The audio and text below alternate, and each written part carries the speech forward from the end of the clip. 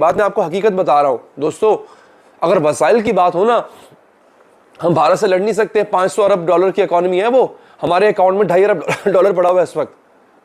हम एक हफ्ता नहीं लड़ सकते। हमने दे दिया, हमें तो कच्चा खा जाएगा। हमसे कई गुना बड़ा मुल्क है भाई, 1.5 अरब की आबादी है, दुनिया की सबसे बड़ी फौज है उसके पास तादाद के लिहाज से। डिफेंस बजट उनका 75 अरब डॉलर है, हमारे कुल असासे 2.5 अरब डॉलर के हैं। वो खा जाएगा। ये स्लेव आर्मी किसको बोल रहे हैं? गुलाम फौज किसको बोल रहे हैं? टीटीपी वाले गुलाम फौज किसको बोल रहे हैं? ये पाकिस्तानी फौज को गुलाम फौज बोल रहे हैं, क्योंकि पाकिस्तानी फौज पैसे लेके अटैक करती। हिंदुस्तान वालों की फौज है ना, हमारी तो नहीं है वो। लेकिन आज पाकिस्तान में बैठकर हम जिसे कहते हैं जनरल बिपिन रावत साहब की जिक्र करते हैं, जनरल राज कादियान साहब का हम जिक्र करते हैं। और क्यों जिक्र करते हैं सर? पुलिस लाइन पेशावर में हमला होने का मतलब यह है कि वो आपके अंदर घुसकर आपको मारने के काबिल हैं। जय हिंद दोस्तों। जैसे जैसे आज पाकिस्तान के हालात बदहाल होते जा रहे हैं, पाकिस्तान में भारत का खौफ बढ़ता जा रहा है।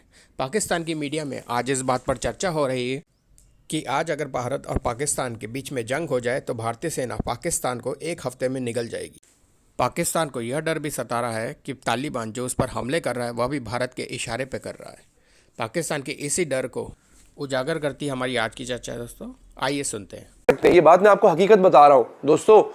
अगर वसाइल की बात हो ना, हम भारत से लड़ नहीं सकते। 500 अरब डॉलर की इकॉनमी है वो, हमारे अकाउंट में 2.5 अरब डॉलर पड़ा हुआ है इस वक्त। हमें एक हफ्ता, मैं मानता हूं कि भारत को फिलहाल हमसे कोई लेना देना नहीं है। क्यों? भारत जितनी भी अपनी प्रिपरेशन कर रहा है ना, वो कर रहा है चाइना के लिए। भारत की डिफेंस बजट जो है भारत का, वो 75 अरब डॉलर है। वो सारी की सारी तैयारी चाइना के लिए कर रहा है। पाकिस्तान को मारने की उसको जरूरत नहीं है। हम अपनी मौत खुद मर रहे हैं, जो हमारा हाल है माशाअल्लाह से। क्योंकि हमने तो जागना है नहीं, हमने तो सोए रहना है। तो हो ये रहा है कि हमें जो है वो अपनी परवाह है नहीं। दुश्मन अपने आप को तैयार, हमने दे दिया, हमें तो कच्चा खा जाएगा। हमसे कई गुना बड़ा मुल्क है भाई, 1.5 अरब की आबादी है, दुनिया की सबसे बड़ी फौज है उसके पास तादाद के लिहाज से।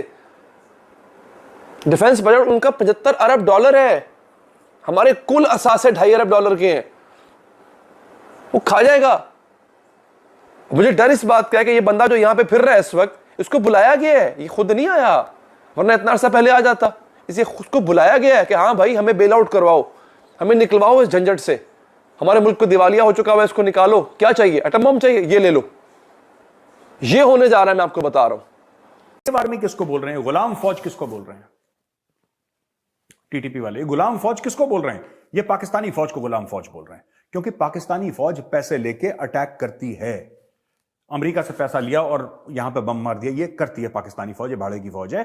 इसीलिए याद है मैंने कल आपको क्या बोला था वीडियो पे? कल मैंने आपको ये बोला था वीडियो पे कि ये सिर्फ ट्रेलर है, ये सिर्फ ट्रेलर है।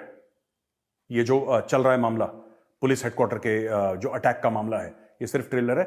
असली इनका ये 5 कोर पे अटैक करेंगे, 5 कोर हेडक्वार्टर कराची पे। मैं आपको आज बता रहा हूं, फिर पाकिस्तानी बोलेंगे मेजर साहब इसमें तो आपका भी हाथ है। ये लोग ऐसी फालतू की बात करते हैं, लेकिन fact of the matter is logical target उनका वही है। कह रहे हैं स्लेव आर्मी, साफ कह रहे हैं ये आज नहीं कर पाएंगे तो अगले महीने, नहीं तो 6 महीने बाद, नहीं तो 1 साल के बाद ये करेंगे पक्का। ये आर्मी के ऊपर ही अटैक करेंगे और बड़े शहर पे, हो सकता है लाहौर पे, हो सकता है इस्लामाबाद, हो सकता है कराची, हो सकता है हैदराबाद, सिंध, कहीं पर भी करें, लेकिन they will attack an army location. वालों की फौज है ना, हमारी तो नहीं है वो। लेकिन आज पाकिस्तान में बैठकर हम जिसे कहते हैं जनरल बिपिन रावत साहब की जिक्र करते हैं, जनरल राज कादियान साहब का हम जिक्र करते हैं। और क्यों जिक्र करते हैं सर? साहब की तरफ देखें, इमारत इस्लामी अफगानिस्तान की तरफ देखें, नेपाल या भूटान की तरफ देखें, किसकी तरफ देखें फिर? देखें, कहीं भी देखने की जरूरत नहीं है। अपने हुक्मरानों की तरफ देखना चाहिए। और इनको पुलिस लाइन पेशावर में हमला होने का मतलब यह है कि वो आपके अंदर घुसकर आपको मारने के काबिल हैं। जब आप केपीओ के वहां पर हमला होना और उसको यरगमाल होना, ठीक है, आपने वकेट करा लिया, लेकिन आप उनको अंदर, वो आपके अंदर घुस गए।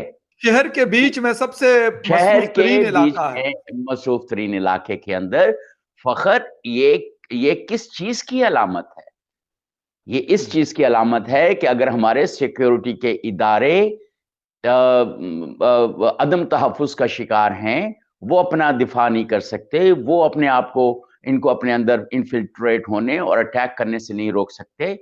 तो अवाम की क्या सूरत है, वो किसी भी मंडी के अंदर जाकर, किसी भी मार्केट के अंदर जाकर, किसी भी मस्जिद के अंदर जाकर धमाका कर सकते हैं।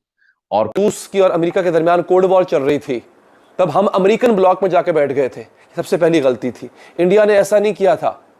इंडिया ने खुद को न्यूट्रल रखा था। उसने अमेरिका से भी ताल्लुकात रखे, उसने रूस से भी ताल्लुकात रखे। आज देखे कहां से कहां पहुंच गया वो नॉन अलाइंड मूवमेंट का हिस्सा रहा।